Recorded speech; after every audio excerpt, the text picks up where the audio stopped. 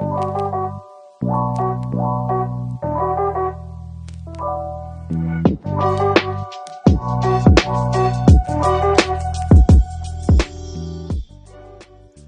back to the Top 5 Sports NBA podcast. We are here on episode 9. It's been a little bit of a break since our last episode. But again, life gets busy, gets hectic, struggling to get our schedules to match up. But we're back. My boy, Eric, what's good? How you been? What's good, man? Yeah, like you said, man, life's been busy as hell, man. So I'm glad we was able to do this on a Saturday morning, but it's given us a lot to talk about, man. We probably would have missed if we recorded earlier. So that's the glass half full approach to it. Yeah, absolutely. And, today, there's a lot to get into, especially since, we're like really in the thick of the first round of the playoffs. And luckily, tonight's games, there's 4 games tonight, and today, and only 2 of them really have a lot of interest still. And that's the Trailblazers and the Nuggets and the Jazz and the Grizzlies. Philadelphia and the Wizards, that series is over. The Bucks and the Heat, that series is over. We definitely will hit that, but as far as like the issue of timeliness, we won't be too much, hurt from that. But, as we do every single episode, and this will probably be the last episode we do this. We are Chicago-based.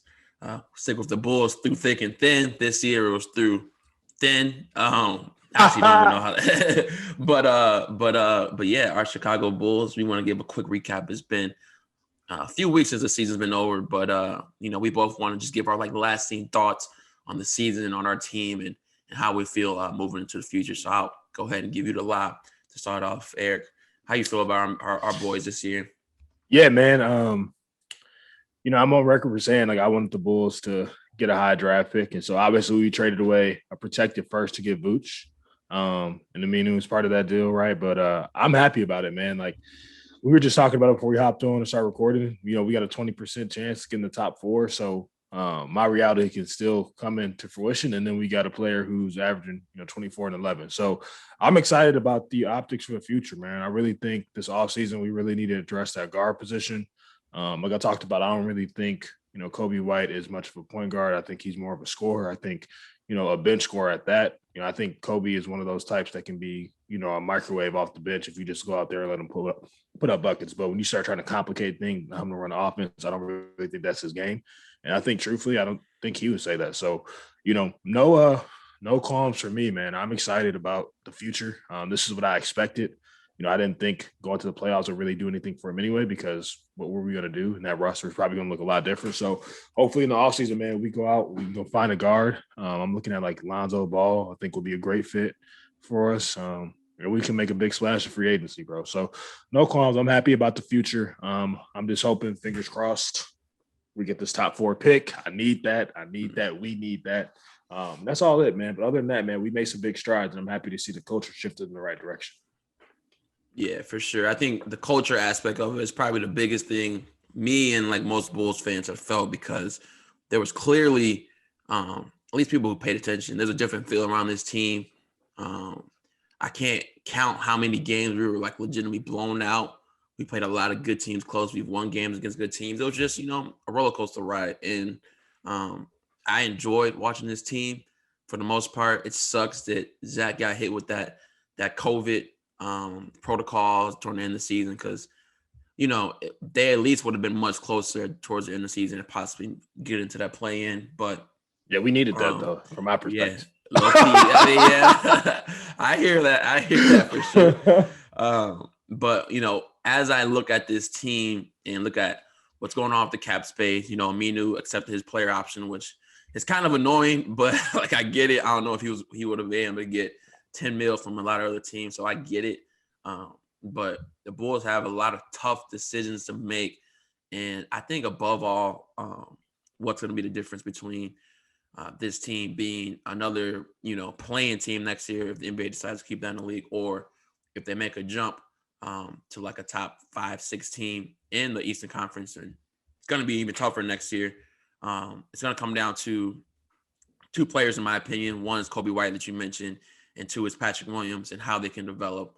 I mentioned this probably another like an episode or 2 ago about how a lot of the best teams in the NBA Maybe not so much lately, but for sure some of the best teams develop their guys. Like you think about Yeah. how good Memphis has looked because the person they drafted, Dylan Brooks, has been playing, exceptional basketball. And if Kobe can make that leap, if Patrick can make that leap, be more of a consistent scorer, then the pressure won't be so much on who can we acquire, who could be. These guys took this leap. So now pairing them with the talent we have already, we're a real team. So I hope that's what happens. I hope these guys get it in this summer. And I think next year will probably be the most hyped season, even though it won't be like crazy expectations. We'll see what happens in free agency. But as far as expectations, it'll be the highest in quite some time for a Bulls team. And I'm happy for that. I'm happy for that because we haven't been able to say that for years. So that's what I got. That's what I got in our Bulls, man. It was fun to cover them and talk about them this season. Yeah, man, that's it. That's all I got.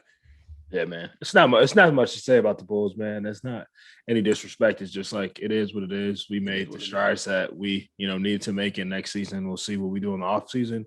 See the leaps that some of these players on our team take, the younger guys, and like you said, see who's coming back. Laurie's a restricted free agent to see if we let him walk. Which I think right now is probably the best for both routes. He probably needs to change the scenery, as well as for us. So, but overall, man, it's just it's been an interesting season, but we've made some strides and the culture's really shifted, and that's the biggest takeaway. And Bulls fans should be excited about that. Truly, absolutely.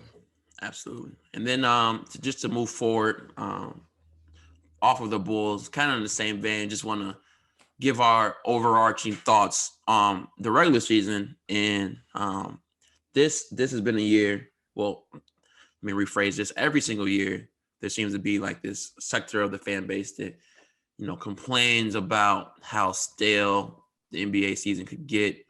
And, obviously the play-in format was supposed to be kind of something to help support that and push teams like the Bulls, for example, to really try to win games towards the end of the season as opposed to hunting for better lottery odds like we see oftentimes. And I personally believe that this is definitely a step in the right direction as far as fixing that problem. There still is a little bit of that going on. You saw with a number of teams. And then even on the flip side, you saw teams starting to be able to try to manipulate how they play at the end of their season. Playoff teams try to manipulate the way they play at the end of the season in order to get more favorable matchups. And, that was kind of weird. But I thought overall I was pleased with how the NBA handled this season, even though it was far from perfect. Especially the scheduling didn't feel right. I get they have their reasoning. The All-Star game didn't feel right at first, but again, obviously they have their reasons. But just being a really, really big and NBA fan, I felt like I was able to see good basketball for the most part. And then the last part obviously was the injury aspect of it. It was just unfortunate with the COVID, and then also the players actually getting injured, like our actual stars. And some could say that's a part of a game. Some could say that this year was no different than the other years. But overall, a solid season given the circumstances. And I'm definitely interested in seeing like how we continue to build on this play-in tournament to fix that that lull in the season that most fans have issues with. So yeah, we'll get into the play-in tournament like in depth a little bit more. But overall, I think this was a solid NBA season. I think if anything, what the NBA learned is that they can say what they wanted to about an 82-game season. Like that shit is just too long, man. Like this shit needs to be cut back. Like I understand, there are older generations say, well, they did it. Like that doesn't mean anything. Like for me, you want to see the highest quality basketball. There are 32 teams. Like there's going to be a game or multiple games on every night. So we don't need, 82 games. Like I think the sweet spot for NBA, in my opinion, is 66 games, somewhere between that, because it limits back-to-backs and people are actually playing, and now there's actually an incentive. That's one thing like with baseball, if you're not like a true baseball fan, again, not to get off topic, but like it's 142 games in baseball, if I'm not mistaken, right? Like it's up there. Do I really give a fuck about what's going on as a Cubs fan who's a diehard? Do I really give a fuck that's going on like in the middle of May when we're playing the Right. five. I don't care, bro. Like, I care once we start to get to July and June. Like, I'm like, okay, we start to see who our team is. Like, basketball is the same way, but we don't think about it from that perspective because it's only 82 games and that's been the norm. So, the 72 game season, we saw a lot of teams play really well and play high basketball because there was 10 less games. They had more time. It was more time for them to relax, more time to recuperate their bodies. And if it showed anything, it's like a shorter season, you're going to get more players who are actually playing. We didn't really have that much of like load management as we did before. Like people would sit, but not to the degree that they were sitting before, right? Mm-hmm. Because they also realized like there is this play-in tournament. If we don't perform well, like we could potentially be in that. So Right. there were so many different incentives. I think Adam Silver, and Co did a great job. Like you said, there's different things that change, like how quick the turnaround was, right? The All-Star game, you know what I mean? So there's different things. But overall, man, I think it's a good season. It's a lot of storylines, a lot of entertaining things that, we were able to see. The research of the Knicks, you love when the Garden is back. Seeing players like Trae Young, young guys, Luka take other jumps that, which is crazy to think about because they had already been making massive jumps. So, yeah, man, it's been good overall, man. I think people really tipped the hat to the NBA because I didn't know how this was going to work out. But it's been exciting to see for sure. Absolutely.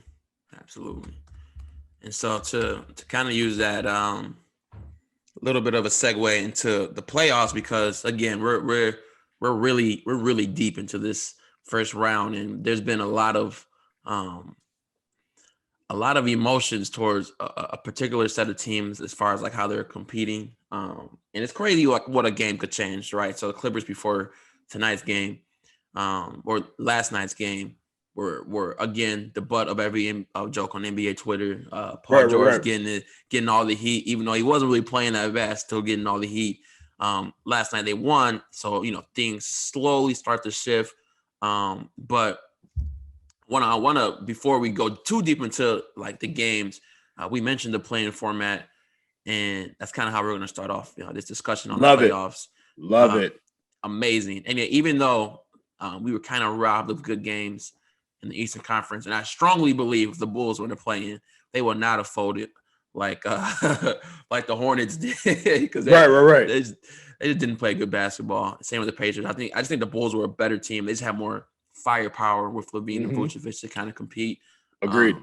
But you said you love it, and I'm right here with you. Especially, both of the Western Conference games were amazing basketball, and some could even argue that they're saying the Lakers Warriors game was the best game of the season. Some could argue that next game against the Grizzlies was even better and went into overtime, and Ja was going at Steph. Like, again, whoever made this idea, contrary to what Brian was saying, needs a raise, and I'm sure you kind of echo that same sentiment. Yeah, man, I swear. I saw a video of someone posted. It's an iconic video of like Diddy when he's at Bad Boy, he's younger. And Diddy signs a big deal and gets, I forget who the artist is for, but Diddy goes crazy in his office. He's like, I'm a fucking savage. He's like, what's next? What can I do? And somebody said that was Adam Silver, like after seeing the Western Conference playoff games. And I'm like, dude, like everything you envisioned that those playing games were, that's exactly what they were, bro. You were able to get your best talent in there. You got competitive games. You have teams taking a leap. Like, people can say, oh, well, now Steph's not in the playoffs. Bro, now what does that mean? That means Klay Thompson's coming back for the Warriors. They're about to get a second lottery pick in addition to having Minnesota's pick from the Andrew Wiggins trade. Like, so now they're gonna reload. Wiseman's coming back. So now they're reloaded and they're literally gonna be right back in the mix of things if Klay comes back to being Klay. So right. I love it, man. It's really put the NBA in a great position. And you saw, man, like a perfect example about how great this playing format is and the incentive to play. Take the Wizards, right? The Wizards, even though they're down 3-0 to Philly right now, dude, they were like 15 games under 500 at one point. Like in like almost the middle of the season. Typically around that time, teams mail that shit in. But they had an incentive like, yo, all we have to do is get to that 10th spot and we can have a chance to get in the playoffs because we got to win 2 games. That would have never happened like middle of the season below 15 games. And then we saw them go on a crazy run. They tallied off 11 out of 12. Then they did like 7 out of 7. And then so like it's just the playing is phenomenal. Hats off to the NBA for that because they did a phenomenal job. And it really made the lows of that, February, March basketball a lot better. Yeah. Yeah, that post All-Star break was people were revving it up, man. And Yeah. you got to be right. And kind of another thought, real quick, I wanted to have is, the NBA has been toying around with the idea similar to how they handle European soccer with your end season tournament. And I wanted to I don't know if you've seen too much on this, but I wanted to kind of feel out how you feel about this because I'm weird to it because there's I don't know what type of incentive would seem fair that would make sense for teams that really value it, but on the same time, um, any type of single elimination tournament in any sport is super exciting and like who knows? Like the Bulls, you could see the Bulls going off, popping off and winning the NCAA tournament just because Levine, has like 4 straight games or 40 points, some shit like that, or even any other team that probably wouldn't be like a true championship contender. So I do see some of the value from like just the watchability, but I'm interested, like real quick, if you have any thoughts on how that might look, or if you're down with that idea. I mean, I'm always open to change, bro. So I will never say that like it's not a good thing. I just think it really needs to get more details on what it's going to be. Like, what is that incentive to play? Like, what are they going to gain from that? Right? Like, Right. does that mean like you better your draft odds? Like, if you know, buy this play-in tournament, right? So like everybody that plays in, it's like if you're a team in the lottery and you place higher, does that mean your draft odds bump up a little bit more, like percent? I don't know what it looks like, but there needs to be some incentive. Like you can't just throw a play-in tournament in the middle of the season without it. Like when they do that, when they do that in football, like true football, not American football, like when they do that, man, like there is an incentive. Like there are things that like the players and clubs get from that make sense for them to do it, right? Like Right. there's so many terms of like the amount of like viewership that goes up, the amount of like flexibility they get for transfers. Like not to get into like this right now, talk about another day, but like there is an incentive. So the NBA just needs to make sure they have one, and if they do, Right. I'm all for it. That's the only Right. thing. Like, just don't drop a single elimination plan in December and like, oh, we just gonna do this for the fan because that's stupid as fuck. Yeah, for sure. For sure. Well, I do want to kind of I want to take this one on. I'm looking at our notes real quick. It's not sequential, but I think it's important to point out because you mentioned a little bit earlier, and you look at this playoffs, right? I don't know what to call this group of superstars, but essentially they've been doing it for a while. So you got James Harden, you got LeBron, KD, Kyrie, Anthony Davis. Um, these guys are in the playoffs. These guys are, still showing out. LeBron and AD had both really good game threes, and you're starting to see the Lakers come around. KD, Harden, both almost. I think Harden had 40 last night. KD almost had 40 himself. Like Yeah, you're still seeing those guys who've been those dudes perform, but I think we can both agree that this next generation, we used to say they're coming. I think now we can say they're here. yeah, I think NBA's in great hands. they're in great hands, and like Luka's been doing it for. He did it last year in the playoffs, so what he's been doing not as surprising. Still incredible to watch him take on two of the best defensive guys in the league. But I think the one player that has stood out the most to me, along guys like Devin Booker, Jason Tatum, again a player who's done it in the past, is Trae Young, and watching him play is like it's so entertaining because he can legitimately get to anywhere he wants to on the court.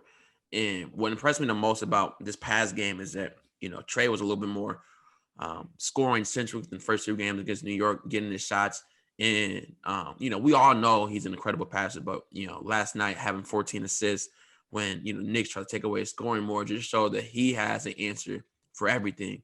And the level he's playing at, it just feels like the Hawks are the better team in this matchup. And he's going to be a guy for years and years to come. And I'm sure you got some guys. I know you got your son you want to shout out, but again, like as far as the place the NBA is at, when you see like you still got your old guys hooping, and you see these young guys who are leading their team and making shit happen, like man, like as a fan, you just can't help but to kind of grin and be happy about like what's to come because you just see so much potential in so many players, man.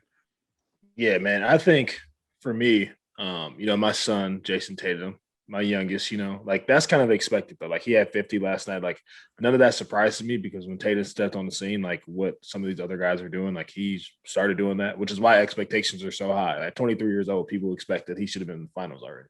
And that just kind of shows you his place in the NBA and like what he means. But what I'm, happy to see is like the guys who don't get that a lot of love, but like, people could. So let's take DeAndre Ayton, same draft as Trae Young and Luka. Right now, naturally, people talk about Trae and Luka the most just because of what they've been doing. DeAndre's still a very good player. He's very productive. He's not putting up the numbers that they're doing, and it's not as gaudy. But if you're talking about averaging, 17 and 11 over a 3-year career to start, like you tell somebody that as a big in today's game with a point guard dominant, like that's actually really good. And so fucking first game of the playoffs, first 2 games, he was kicking the shit out of Anthony Davis's ass. And I think people need to realize like he is really good. So good. I've been trying to trade for this motherfucker in fantasy for the last 2 years, bro. Like, so you get to see that. You get to see Ja Morant really take things on, right? Like the adjustments that he made, playing in the playing game. Saw how the Warriors played him, a week before that to close out the regular season, going under screens, and he comes back and scores 35 in that game, knocks down 5 for 8 from 3. Right, like these are the type of things as like fans, as a true basketball purist, that I love to see because you're seeing guys make these adjustments. You're seeing them do this on the fly, and they're young guys, right? Even like Luka, like you take Luka, 22 years old. That is so crazy, bro. He's 22 years old, and like you said, like Luka's done it already, but like he's 22, bro. Like you take away that he's done it already. This like what he's doing is phenomenal, man. And so for me to see that and like to see that the Clippers have, 3 of the best perimeter defenders in the NBA, and literally he's abusing them. Like telling Patrick Beverly, like, you're too fucking small. And Pat's not able to do anything because he's still averaging 38 a game in the series. Like Paul George and Kawhi Leonard, like literally, legitimately, if you're watching the games, choosing not to guard him because they know like their offensive game can suffer and they may not stop him. So we need to put somebody else on him because he's going to get his points anyway. Right. Like these are all the things that I think about. And then you see Tatum, man, down 2-1. Jaylen Brown is out, which Jaylen Brown and JT are going to be a phenomenal wing tandem for years to come. Kemba hasn't been playing well. And what does JT do? Like drop 50 and in a pivotal game 3. Now, does this mean they're going to win the series? No, but that man scored 50. And think about it. He scored 50 and the Nets didn't play bad. Kyrie had a tough game. He had 16 points on 16 for 17, but Harden had 41 and 10. KD had 39 and 8 rebounds. So, like, dude, 2 of their best players literally just combined for 80 points, bro. Like, they're 2 of their best players. So, like, if you think about that, and he still went out and dropped 50, like, man, the league is in such great hands, bro. Like, Tatum game. Yeah, man. I have a friend, and we go back and forth on where Tatum sits in the top players. And I've had him just outside of the top 10, but it's something about watching that game in particular. Obviously, his play on the court was incredible, but there was something about his demeanor last night that kind of hit differently with me. I don't remember when he dropped 60, like the calmness he had about himself when he was getting buckets, when he was going to work in isolation after you were scoring. I'm like, bro, you're going head to head with the arguably 3 of the best scorers in the history of not even arguably, 3 of the top maybe 10 scorers in the history of basketball. All the time, bro. Point blank, period. And the way he carried himself, the confidence he had, like I just felt like he was so sure that like, I'm supposed to be here. I'm supposed to be doing this. And that shit really struck a nerve in me. I'm like, damn, bro, like this is scary. Like JT, I know it's been said before that he's eventually going to be like a top 2 or 3 guy, but seeing this, given the season where he's kind of been up and down, has definitely confirmed it. Like that, all caps. So yeah, really, I was super impressed. I raised my kids well, Quincy. But no, man, it's just been exciting to see, dog. Like for real.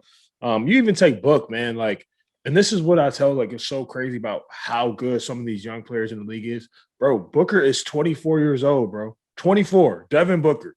But like in our minds, because he's been on the scene for so long, we just think Book's like 26, 27, right? Like He's 24. He hasn't even turned 25 yet.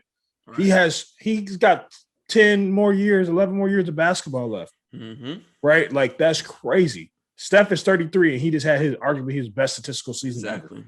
Right? Yep. So, like, we talking about Book at 24, bro. Like, and he comes on his first game, breaks the Suns playoff record for a player's game in the debut with 36 against the Lakers. Right? And that series, like, we'll get into Chris Paul a little later, but like that series will look a lot different if CP was not hurt. For sure. So, like, to me, man, like, league's in great hands, phenomenal. I know people getting sad because LeBron is going to be leaving. Who knows what that's going to happen, by the way, because that motherfucker's still doing his thing at a high level. But, it's in the good hands, man. It's in the good hands. All we need next is, like, the guys like Zion, B.I., those guys who are really balling, too, to get that playoff experience because they're making some noise, man.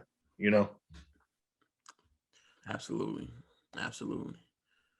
All right, let's see what we got here. Actually, this is good, man. Actually, I'm pivot because we were just talking about Trae Young, man. I think we'd be remiss, man, if we don't talk about the fans being back in the NBA, bro. Because this has been phenomenal, dude. I've missed playoff basketball so much, and I think for us, like especially for me, is what made this so great is that fans are back. Like, you need that environment. You need that rah-rah. You need that trash talk between the players. Like, you see, like, Trae basically become the villain and MSG right now. Knick fans, like, celebrating outside like they just won the ship, talking about we want Brooklyn, which y'all don't want that. But it's good to see, man. It's phenomenal to see. We like it. But on the flip side, man, I got to call this out. Some of you fans need to sit the fuck down, bro. Like, legitimately, like, I don't know where y'all think y'all are. I don't know what sense of entitlement I think they have. But, some of the way that some of these fans move, damn well if it's on the street, that shit was not fine. You're never doing it. Throwing popcorn on Westbrook. Some people are like, oh, it's only popcorn.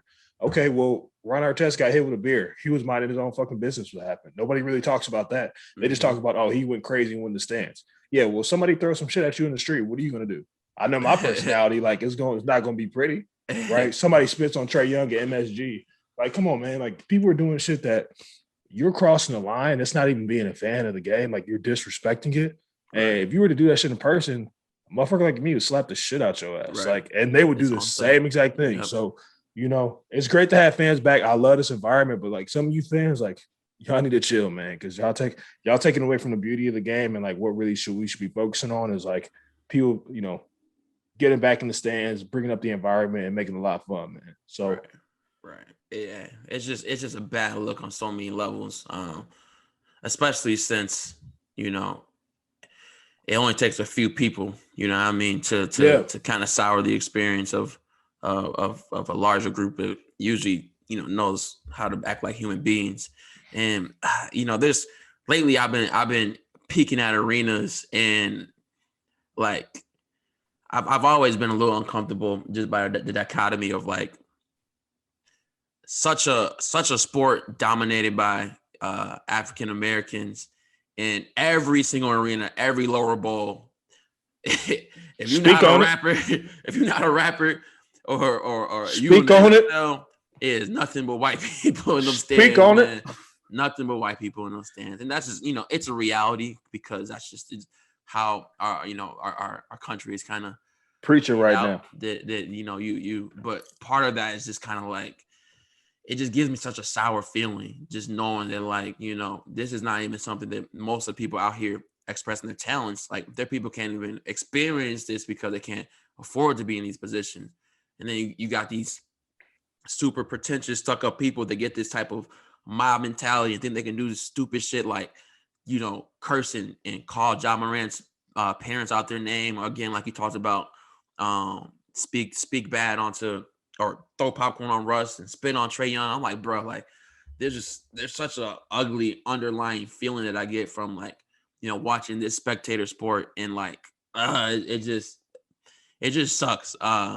And I do want to also address though on the flip end how much I love like the banter between like MSG saying fuck Trae Young and him being able to like prove it with his play, because I think that's also like you mentioned a part about the fan the player interaction, you know, the Spike Lee, you know what I mean? Like all that stuff is what makes the game more beautiful. Even Derrick Rose has said a little bit of something on that as far as like how some of the stuff he's went through growing up in his playing career and how you know, he embraces that. And obviously there's a fine line, but I definitely did want to mention that first part because it's always something that's like, it just doesn't really look right. It doesn't feel right all the way, but it is just reality of you know, what we're dealing with. So yeah, we're gonna have to make sure you edit in some you know, choir claps and shit. That preaching on it. No, seriously though. No, real. For real, man. For real, like that's like that's legitimate and the reality of it. But you know, it's also for me, it's like, man, you fans, bro, like I need to respect the game, man. You need to respect people as people. Because right now, like we should be talking about the fans coming back. We need to be talking about like you know, that back and forth between Trae Young and like MSG saying fuck Trae Young and like Trae saying this, sound like it's awful quiet in here. Like we need to see that, man. Like we like that. People have been taunted, like people talking about Trae's balling at 22 and then like he's talking about shutting them up. Like that's great, man. We don't need to be fixating on somebody who, you know, spit on the man, bro. Like, or, you know, the Sixers going up 3-0, having a phenomenal season with Doc at the helm after the Clippers let him go, and he's in a better position. We need to be talking about like them about to advance to the second round, not somebody pour popcorn on Russell Westbrook, bro. Like that shit's just ridiculous, bro. And yeah, man, I think like, you know, fans just, you know, gotta be mindful of the game because the thing is, if one of these dudes decides to do what Ron Artest did, shout out to Meta. And like I tell people to this day, I don't care what anyone says, Ron Artest was not in the wrong. If somebody throws a beer on you, that's free range to get your ass kicked, bro. Like it's not like he went in those stands. Like no one, he was not the aggressor in that situation. Right. He was laying down on the scorer's table, minding his own business. Right. And so for me, like everyone talks about the malice at the palace. Like, no, let's talk about the fan who threw that shit, bro. Like, let's talk about how there was shit that happened that led up to that. People just look at the end result of it. Right. Sure, it broke out, but like, because that's the thing. Let's say Westbrook went in the fan and beat the shit out of that dude. Then now he's gonna talk about everyone's like, oh, Westbrook's a thug. He's just hot tempered. It's like, bro, he just got popcorn thrown on him. Like, right. I don't know. On top of being injured, right, and like you know, going through that whole. I think it's funny, real quick. One of the funniest things I saw was on Undisputed. They were talking about the situation with John Morant, Trae Young, and Russell Westbrook.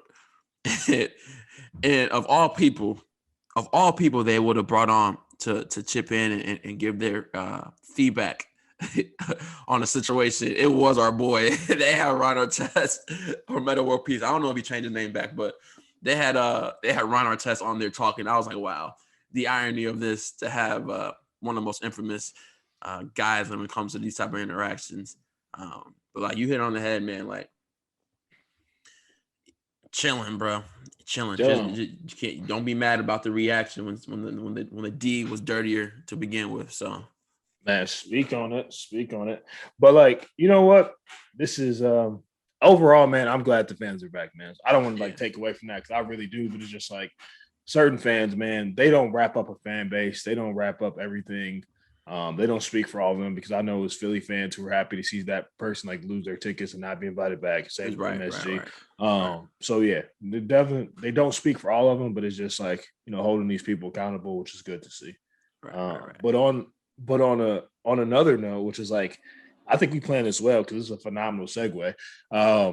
Man, we were talking about like fans being back, right? And so now one of the things that, you know, I love to say when I was watching people in the bubble was like, well, can you do it with women at the game? And I'm not, and it's funny, and it's a funny statement. But can you do it with the bright lights when there's 20,000 people there? It's people sitting around, there's people chanting. Can you play at the same level you played when you were just in the bubble and they was bumping background music and all that? Like a lot of people can play well in pickup basketball, but can you do it? Can you do it? Can you do it with women at the game? Let me know. And bro, I'm telling you right now, some people, I'm gonna let you get into it because I mean, at one point you said he was a top 10 player in the league, but some people don't look that good right now. Some people, if I might, look like Marcus Pfizer with a tape. So I'm just gonna tell you from my perspective, I'll turn it over to you. But there are some people that are struggling right now, and I'm like, I don't know, man. I don't know. It's tough to see. I never said Tyler Hero was a top 10 player, so I don't know. I don't know where this is coming from, sir. You said Jimmy was though. Hey man, Jimmy hasn't been playing that bad, bro. He hasn't. I don't know. I don't know. We will agree to disagree on that. Nah, it's obvious though. What you're saying, it's true. Some guys simply perform better when there's less lights and distractions and fans. Some guys feed off of it. You know what I mean? Like some guys don't matter. Like you saw how Dame was without the fans in the bubble. With him there. Same shit. He just built different. So it's definitely a thing. And it really is funny though, the way you put it that, because even that type of stuff for sure matters when it comes down to these guys performing. And then on the flip side, some guys, like Paul George, for example, he's been outspoken about how he needed to be able to go home to spend time with his family and kind of like disconnect. And again, we've been trolling the Clippers, but they have Paul George in particular has been playing better. Like last night, the last two games have been playing good. Last night, him and Kawhi both shooting over 50%, like getting buckets. And so it just depends on how you're wired. But I think we can both agree that the best guys, it don't matter where you at. Pick up, bubble, Rucker Park, like it don't matter. You gonna get your buckets no matter what. And yeah, it's sad that the Heat look like this. And I think me being the Bron fan that I am, this kind of sort of, I won't do this. I won't do this because the Heat were playing great basketball last year in the bubble. But this kind of sort of water downs that championship just a little bit, because you just don't know. Because given the fact that the Heat are essentially the same team, it just doesn't look good that they're playing this bad. Granted, there's a flip side to Milwaukee just being better. Drew Holiday changing that team, them not making Giannis just play iso ball all game, but But that is something definitely to think about. Well, for me, I think it was the biggest thing. Like, it doesn't take away from the Heat championship, because, like I tell people, any championship is tough. And if anything, I think I will go out and argue and say that championship to a degree is tougher, because you had dudes doing shit that they would not do in an actual NBA game.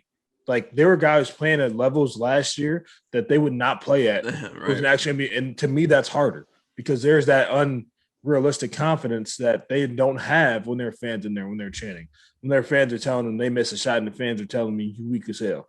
Or like, KG, I think about one of my favorite videos of KG. He was on the bench when he went back in Minnesota, and Eric Gordon tried a shot, and KG was like, yeah, you thought that was going there? You meant weak ass nigga, that shit's trash. And like the whole fans in Minnesota started chanting like shit with him, right? So like, you is different, man. Like, for me, I don't think it takes away at anything. If it just says that, like, how great these basketball players are when they're in a comfortable setting, and how you see the stars elevate to be the stars when, fans are there, is rah, rah, rah.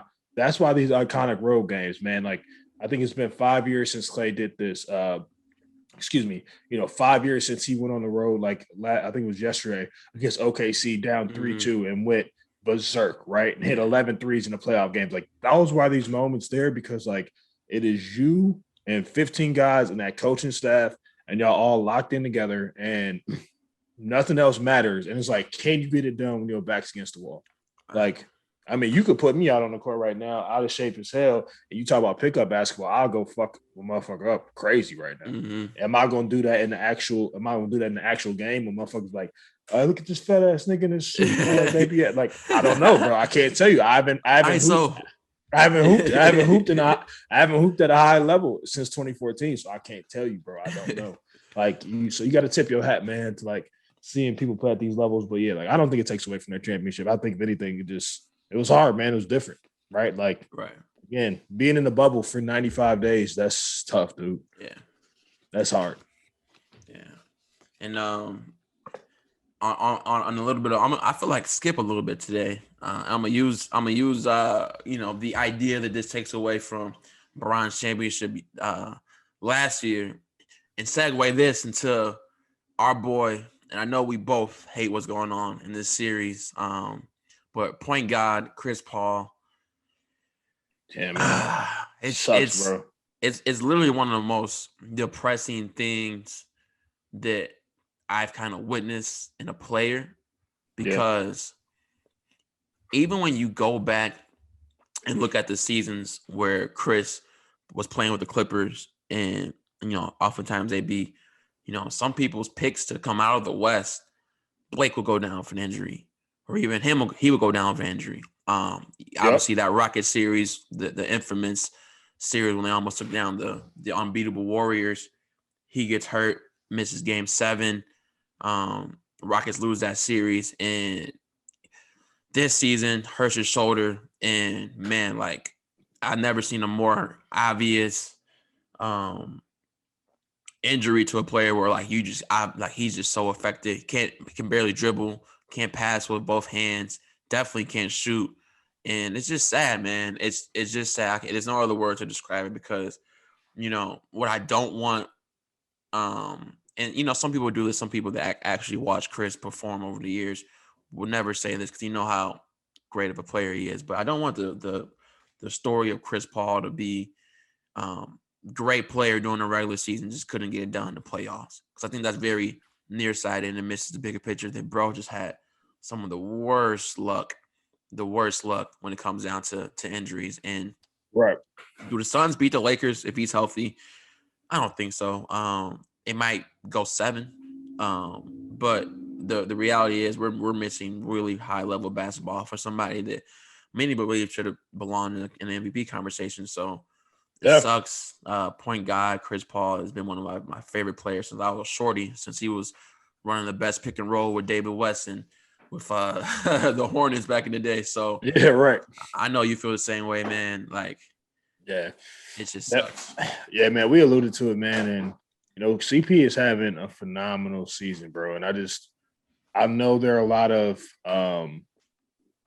CP critics out there because he has never been to a finals. I know there are a lot of people who are very judgmental, doing based on those Clippers teams that he played on, in the era of Lob City, not getting out of the second round, not getting it done, having big collapses like a 3-1 loss to Houston when Houston came back. So I understand that, I get it, but man, that dude deserves his flowers too, because other than LeBron, and I'm not just saying this, other than LeBron, I do not know of a guy top of mind that comes to mind that just elevates teams the way that Chris Paul does. And I'm like not like being facetious or anything. I'm like serious. Like, if you go back to 2019 when he gets traded to OKC. Like, people legitimately thought Chris Paul, like, the jokes are fun. Oh, Chris Paul's going there to basketball career to die, right? Like, his career is over with. And he elevated them and got them to be a 5 seed in the Western Conference, bro. That same team. Now, granted, they had some injuries, and Danilo left, and Schroeder's not there with LA now. So, right, like, granted that happened, but that same team won, like, I think it was 15 games this season, bro. Yeah. They lost 3 people. Like even with losing 3 people, it should have been that drastic of a drop off, right? And that all starts with Chris Paul, man. And now he goes to the Suns, Monty Williams. They show promise, and he elevates that team and changes things around. So, wherever Chris Paul goes, man, he just wins. He just does it the right way. Plays at a high level. So it sucks to see that, like, he's had the shoulder injury because one, he's 36. He's not getting younger. And then 2, on the flip side of that is just that he's always running into an injury too. Right. I'm on record for saying, and I strongly believe this, I do not know in 2017 if the Golden State Warriors beat the Rockets if Chris Paul does not get hurt and hurt his hamstring. I don't know that. I'm not confident saying that based on how the Rockets were playing, based on the energy they had, and going back home in Game 6 with Houston. Like, I legitimately think, anything could happen, right? I could be wrong, but I can't see it. There's just certain things I just can't see, man. And It is sex for Chris Paul, man. It does. It does. I mean, shit. I mean, I'm pretty sure it's like an NBA record in that game for consecutive missed threes. It was, I don't know if it's 21 or like 27 or something crazy. They still lost by single digits in Game 7. So, Right. Like it's like you said, like I said, it's just unfortunate. But the real ones will know, who Chris Paul is and his legacy, and maybe there's an outside chance that 39-year-old Chris Paul, after his contract's over, he teams up with Bron. I don't know if LeBron will even be in a position to get a championship. Then maybe he just plays a vet role and comes off the bench. Who knows? Given like the type of player he is, I don't know if Chris Paul want to be a player that to kind of limp off of the NBA court, but maybe he'll get a championship in that aspect. The crazy thing is though, Chris Paul has the type of game that like he doesn't.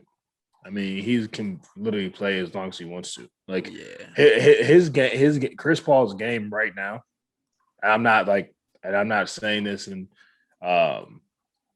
to over exaggerate things.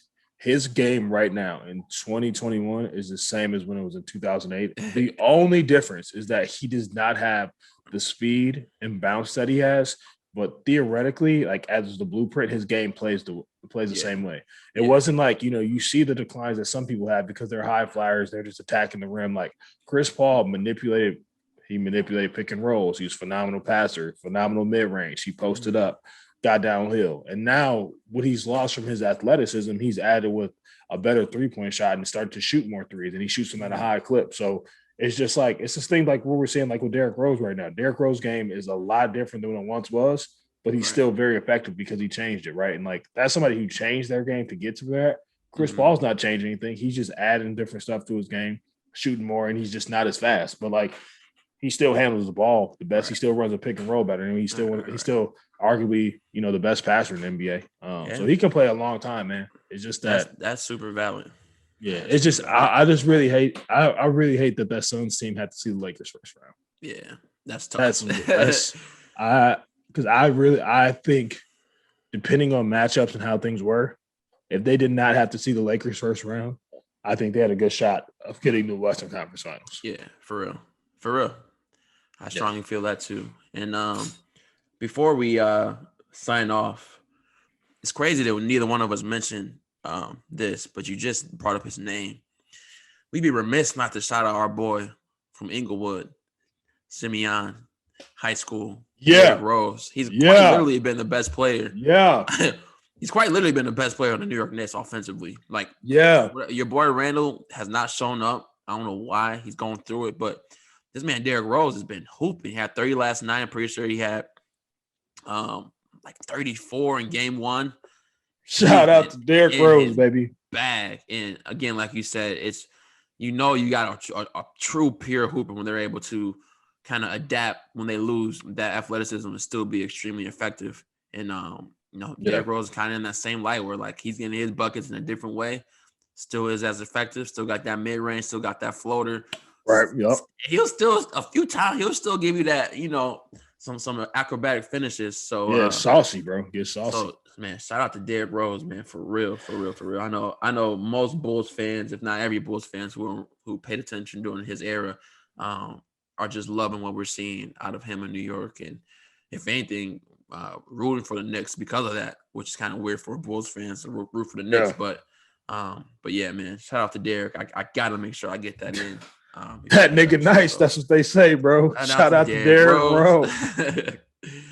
Man. Honestly, man, bro, like, and I don't, like you said, I don't know how we didn't bring this up. I guess we didn't really get to the Knicks, condensed pod. But yeah, bro, like Derrick, phenomenal dog, playing at such a high level, and to see the level that he's playing at, man, to see like the happiness that he has just in his life as a person, bro, like it's carried over. And like I even think D Rose, like he still has like years left in him now because his game is different. So like, man, exciting stuff, dude. One thing that I do hope is that I hope that D Rose can get on a championship contender team that is going to allow him to spin and be him. You know what I'm saying? Right.